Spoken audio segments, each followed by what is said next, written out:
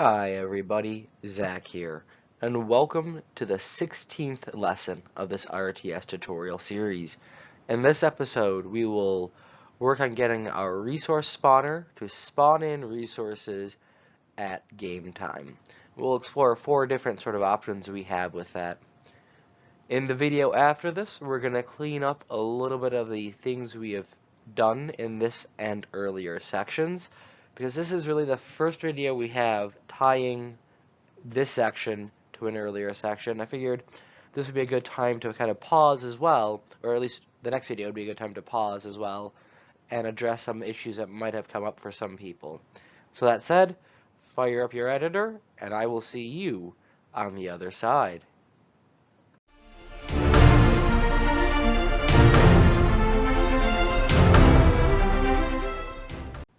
So here we are, as usual, back in our editor. The first thing we're going to do, since we're setting up a link between our spawn areas and our game time, is we're going to create an enum that we'll use to split between our different options, or switch between our different options. So go to your enum folder, right click, and go to blueprints, and add an enumeration. And I'm going to name this one respawn, if I can spell, respawn time, or respawn timer enum. And again, like usual, I'm just going to pin it up here. And I'm going to create a new one, or a new entry. And like usual, this will be blank. I say like usual. The last couple of enums we put zeros in there instead, and I've used those zeros. I will then put a pause in here. And one that will be called game speed.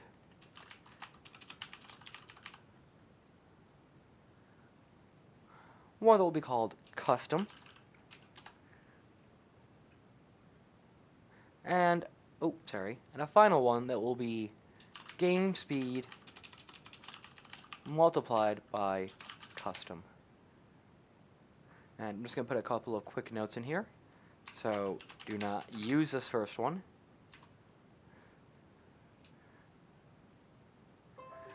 Oops, sorry about that. I normally put this as a bool. I didn't do it in the test version, so I'm not going to put my normal note in there.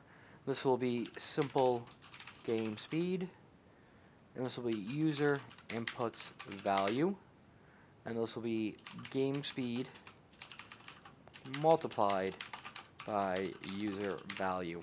I'm going to save this, and the next thing I'm going to do is I'm going to go over to my resources, and I'm going to open up my spawner. And first thing I'm going to do is I'm going to unhook the oops, sorry, that's the wrong one. I'm going to unhook the on begin play here. And I'm just going to, again, highlight all of this stuff. Actually, I'm going to highlight everything, including on begin play. And I'm just going to move this a little bit further up. About there should do it. I was trying to get it even. There we go. And I'm going to just unhook the last little bit, or unselect the on begin play. I'm going to move this down here. And zooming back in, just going to move that back over there. I'm going to drag off of here, and I'm going to type in sequence. And the first thing I'm going to do off this sequence is I'm going to create some references, which I'll collapse down to a macro in a second. So I'm just going to right click, and I'm going to type in get player controller. We aren't going to be doing anything with a player controller in this tutorial, but you can use this to actually add in some options we aren't going to use. And then I'm going to cast to my player controller. Just going to plug that into the 0 there. And as player controller, I'm going to drag off as player controller and promote to variable.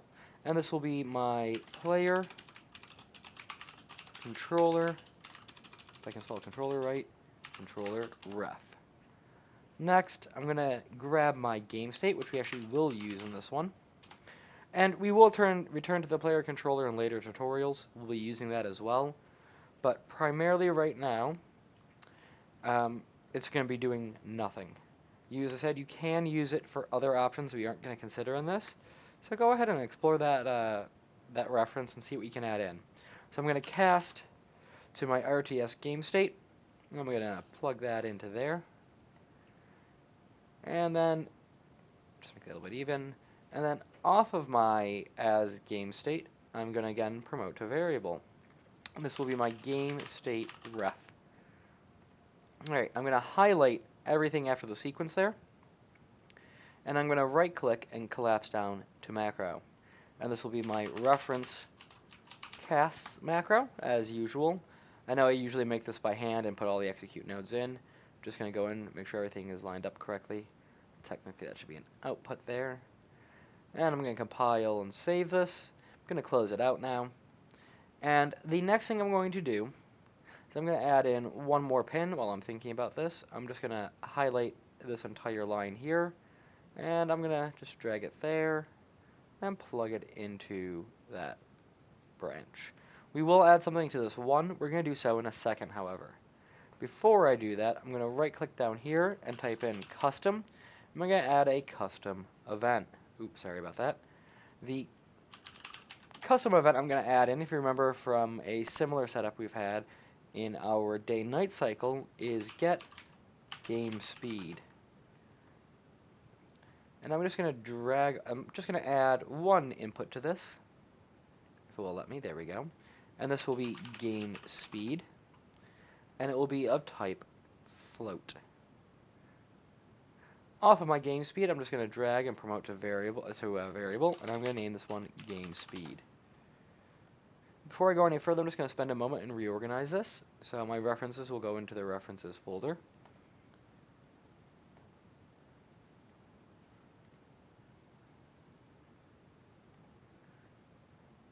And my game speed will actually, I'm just going to put this into my resources. Oops, sorry, wrong thing. Into my resources. That was references, not resources. Resource settings. There we go. I just want to make sure I haven't missed anything. Nope. So my test file has a few extra variables I ended up deciding we don't need to use. So I'm going to drag off this one pin here, and I'm going to bind to event. Actually, sorry, I'm not going to do it that way. It's not bind to event. I'm going to grab in my game state reference here. I'm going to get it. I'm going to drag off of this, and it's going to be bind event to game speed control. Now I'm going to plug that into my pin there. I'm just going to move this slightly upwards.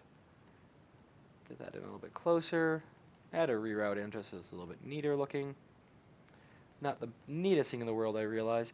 And off my event, I'm going to add a new event dispatcher. And it's going to be get game speed, game speed. If that isn't showing up for you, if that is not showing up for you, hit compile. You'll get an error under this, but then this should show up and you can recompile and the error will be gone. I'm going to again drag in my game state reference. I'm going to get it, and I'm going to then, off of this, type in get game speed. And I'm calling that function from that blueprint. And these parts together will, this first part here will fire this off, but we need to initialize our game speed first. So we're just going to drag my game speed into here, and I'm going to set it off this pin. And in fact, I'm going to plug the game speed into game speed, so that initializes the variable.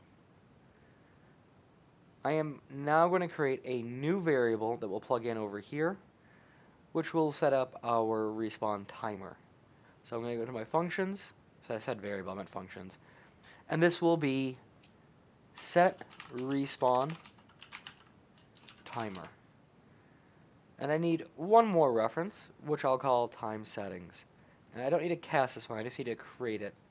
So this will be, as I said, time setting. I am going to expose this and make it, I'm going to expose it and also expose on spawn, because I want to give developers a chance to change this. And of type, and it's going to be that new enum we created, so it's going to be respawn timer enum. I'm just going to drag this out. Oops, sorry, not game speed. I'm just going to drag this out here. I'm going to get it. And while I'm thinking about it, I'm just going to move it into my references. And off of it, I am going to grab my switch. And now we have all our options. Just plug that into there. And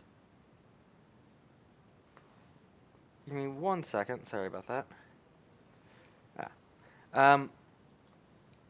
Actually, I'm going to go back to my enum and I'm going to add in another option, which will be pause on game speed. I now realize why I didn't use the boolean in my test version. I had two ideas. So I'm just going to move that up so it's over there. I'm going to save it. I'm going to go back in here and I'm going to refresh this node. There we go. So I'm not going to do anything on blink. I'm not going to use it. I'm going to grab my respawn time, and I'm just going to set it off my pause. I will leave it as a 0 for now. We'll come back to pause on game speed in a second. I'm going to go to my game speed here. I'm just going to drag that in as well. And on this one, I'm going to find my game speed. I'm just going to plug it into there, so that my game speed automatically feeds into my respawn timer. Actually, I'm going to undo that for a second. I just realized I made a slight mistake. What I want to do with this is I want to actually do float minus float. I'm going to plug it into the bottom here. Actually, sorry, we're just going to plug this into game speed. I'm going to plug this into game speed for now. It's not going to work the way I intend. We'll fix that up in a minute. Again, I'm going to drag in my other game speed. And I'm going to backpull from this one, and I'm going to promote to variable. And this will be user respawn timer. And again, I am going to expose this and expose on spawn. This will have the same effect as our current setting. The user can enter whatever time they want. And this will be a resource setting. And then finally, for my last game speed, I'm just going to drag it in there. And I'm going to back drag off of this, and I'm going to do float times float. And in here, I'm going to plug in my game speed and my user respawn timer.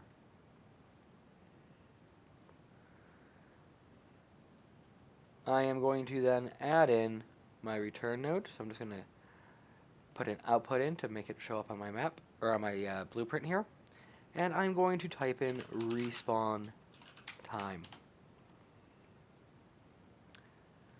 And I'm just going to simply plug this into there for now. I'm going to add in a reroute node so I can plug it all into that reroute, so it's a little bit neater looking.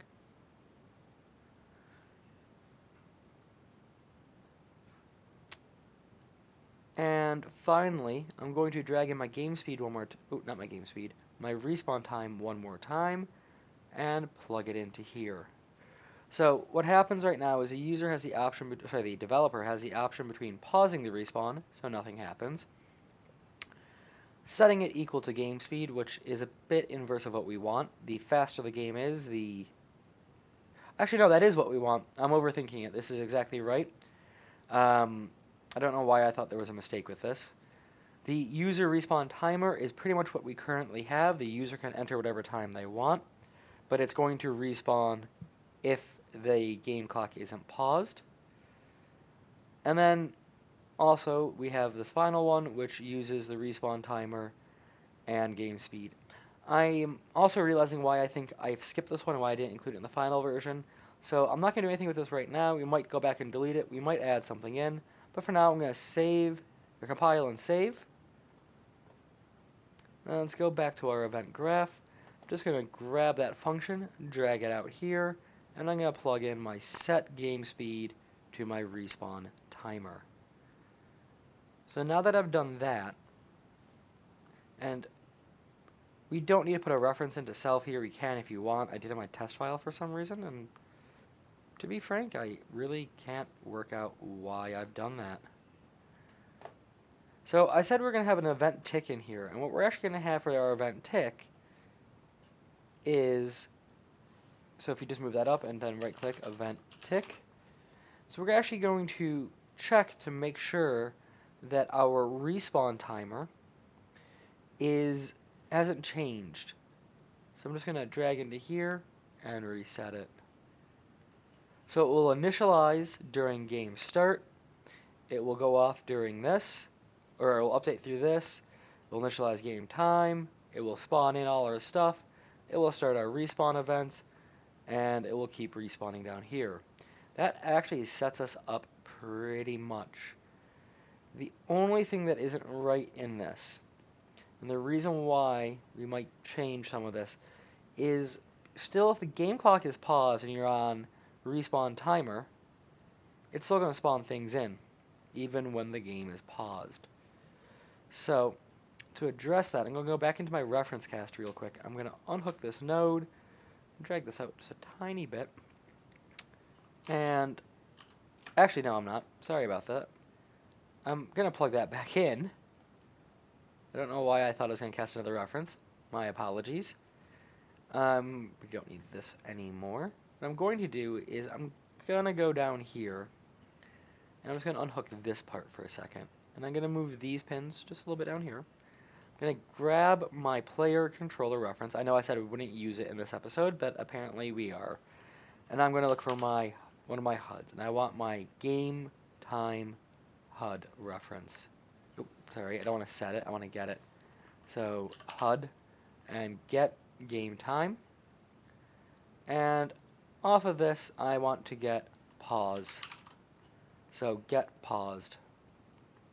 Just going to drag this over here for a second while I move these pins around to give, or sorry, these nodes around to give myself a bit more room to play with.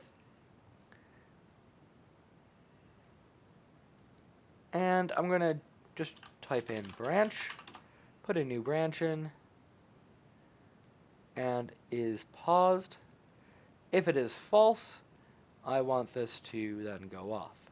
So I'm going to hit compile and save, and I'm going to return to my game, and I'm just going to, before we do anything, I'm going to go in here, and I'm going to change the tree setting to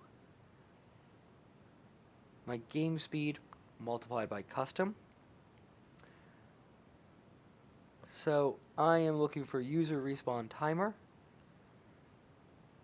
This value I'm just going to set to back to this default to 0. The respawn timer I am going to set to 0.25. No idea how fast that actually will be. And then on this one I am going to use my custom value just to see if it works. And I'm going to set it to 4. And very quickly, I'm just going to double check something. I just want to make sure my respawn time. Going to get rid of it being exposed and our ability to edit it. There we go. So you should see it vanish from this list here.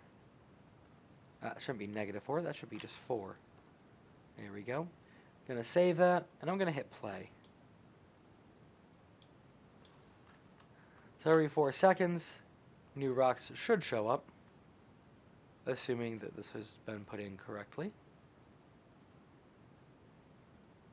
Alright, so let's just go to our volume here. We want the second one.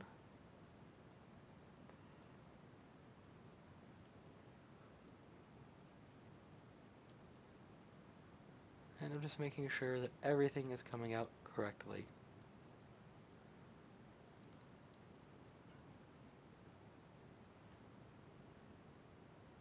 So yeah, it's coming out correctly. Just watch, I have gone off a couple of times since I've been in here.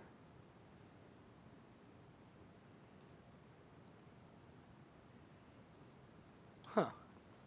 Alright, so, looks like we have a little bit of a bug. So let's quickly work out what that is. We do respawn on timer. We are custom there. Alright, everything looks right.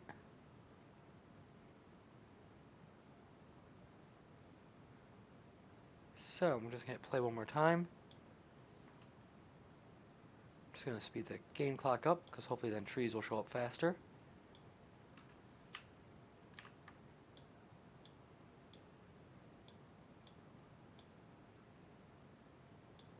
Right, so I'm not sure why that isn't spawning in anything. Let's just go back to our first one here for a second.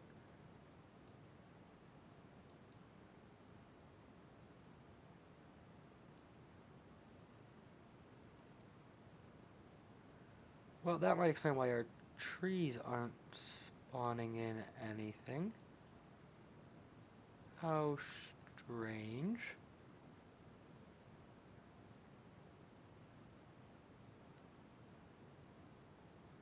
Huh.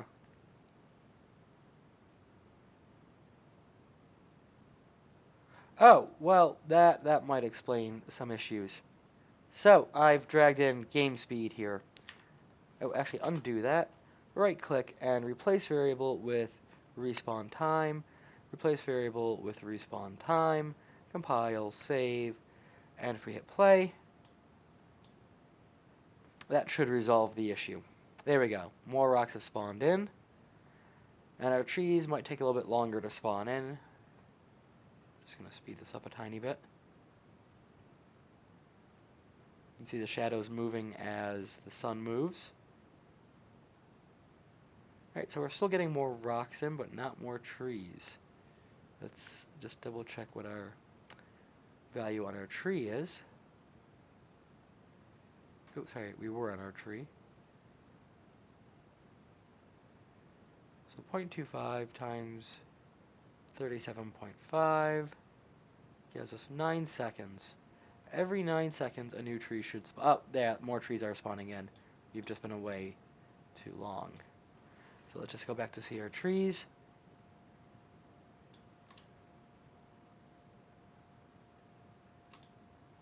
There we go. By now we have all our 15 rocks have spawned in, most likely. Or 16. Oh, sorry, 4. Yeah, 16. Should be minus 1. And one more tree has spawned in this time. Let's just keep watching it for a second. See that 9th tree spawn in, or ninth tree, that 4th. There we go. Our 4th tree has spawned in. And as you can see, now we have our timer. So I'm just going to go back into my enums. We actually don't need this pause on game speed. We've added in by adding that Boolean check on the start there. Just going to save it, go back in here, compile and save. We have to recompile this because we've changed this enum. Just going to drag that down there to make it nice and neat. And I'm just going to add a reroute in so it's a little bit neater looking. Move that there. And that completes everything we need to do for setting up our resources for the more advanced lessons that will come in 2 sections. So I'm going to have one more video in this section, which will be for cleaning up things we have already done. And in addition to this, we'll start commenting this out in a summary video. So you'll have one more video before the next section that is an actual tutorial, one that will summarize what we've done in this section. And then following those 2 videos, of course, I'll upload my usual preview for the next section, which will be our 4th section, covering setting up our NPCs.